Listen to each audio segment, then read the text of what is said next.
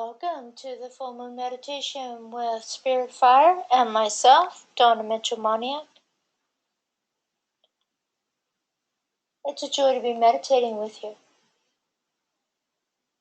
This full moon, by some people in the world, marks Wesak. It marks the celebration of the Buddha, his enlightenment, his gift to humanity, and that his reminder through his life that all people have the same gift within, the gift of enlightenment. And what a world lived through an enlightened way of life can be like.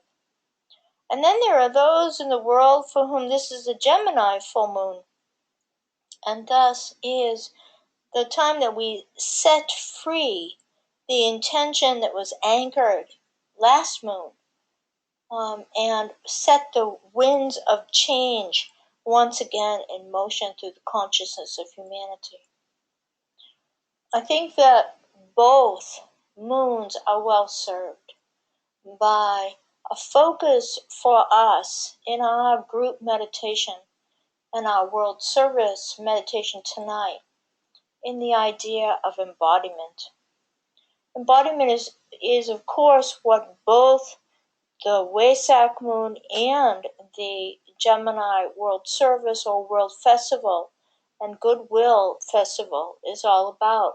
In order to bring forward goodwill, we have to stand in the full embodiment of our heart, of our consciousness, of our full human nature. And in order to be a representative of the Christ and the Buddha nature within, represented by Wesak, then we again have to, each of us, stand in a full embodiment of who and what we are. So that will be the theme of our meditation tonight, and to prepare us for that, let's just see a couple of images.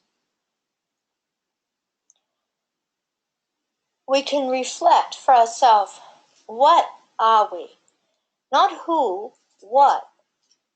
What is our higher nature? What is our truth of being? Are we just bored with our life? Are we like this little girl in the image, while the boys sitting behind her that are just there, just showing up, but not really engaged in what they're showing up for? Is that the nature of what we are, that we are kind of shells of ourselves?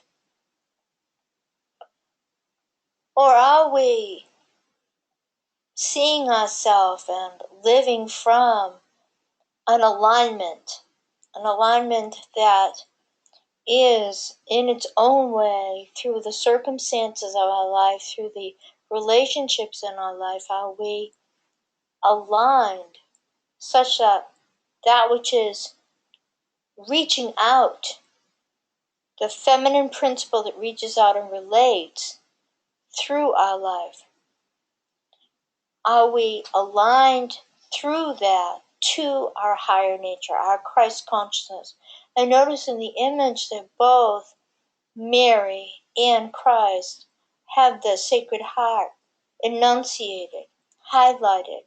So are we living from the Sacred Heart, which is only possible through alignment and through then an embodiment of that alignment. Is that what we are? Do we see ourselves as that? Not necessarily Mary or Jesus, but do we see ourselves as a potential to reach out, to relate, to love, to empathize, to give what is needed? Do we see ourselves as that first and foremost? Do we realize that all beings are Buddha nature as well? But that's not a philosophical thing any more than it is a philosophical statement to say that we are Christ nature, or we are the embodiment of the divine. These are not really philosophical statements. These can be validated by simply going inside. We all have a tranquility, a clarity, a peace, a simplicity, a contentment within. We all have the reasoning capacity to work our way through our deluded thoughts, our disturbed projections of reality, and to come to a clarified, obvious statement of the real about ourselves and about everything around us. We all have that capacity. So we all are Buddha nature. Are we living from it? In our everyday situations, are we living from that clarity, from that wider perspective and awareness that brings forward a wisdom and thus brings forward its compassion? At essence, we are all seeds. We are all seeds of a great light, and that seed is constantly rippling out. So instead of growing like an acorn into an oak tree, the seed that we are is always vibrating out, always emanating out in these vibrational fields and dimensional waves of potency and potential.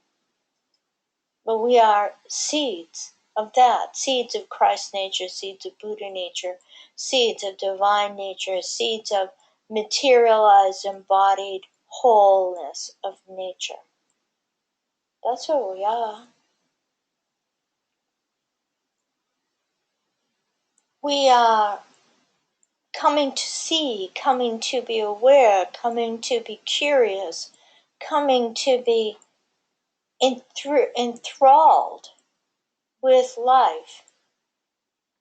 And as we are then re-engaging our childlike nature. We are bringing forward that curiosity. We are bringing forward that clear-mindedness, that beginner's mind, that childlike mind. So that then we are that childlike mind. We are that innocence. We are that vulnerability. We are that new awareness. And we are clearly multidimensional beings. We have thoughts, we have emotions, we have feelings, we have the variety of sentient awarenesses that we have and that we perceive reality from. We are that which indwells all of these, that which uses all of these, that which expands beyond all of these. So we are multidimensional. We truly can receive from the stars and realize that we are self-same as the stars. We truly can be in a Buddha field or a Buddha land or a pure land or anything like this, one of the various heaven worlds. We can be there now in our consciousness because we are multidimensional beings.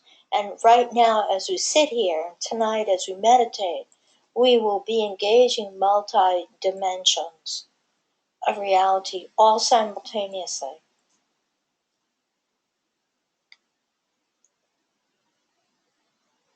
We are alignment. And because we are alignment, and every part of us is kind of prepared or hardwired for alignment, then because of that, we are necessary. So when we ask the question, what are you? You are necessary. Because alignment is part of what we are.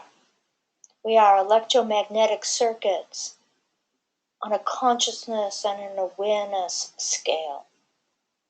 And because of that, we are necessary to our earth, to our family, to our workplace, to Earth's relationship to the solar system, to the solar system's relationship to the cosmos. We are necessary. That's what we are. We are love. We are the embodiment of love. And love is the greatest power that there is. Love is clear. Love is clean. Love is unstoppable. Love is limitless. Love holds everything and is held by nothing. That's what we are. So we smile, and we take a long, slow, deep breath, and we settle together, breathing in and breathing out.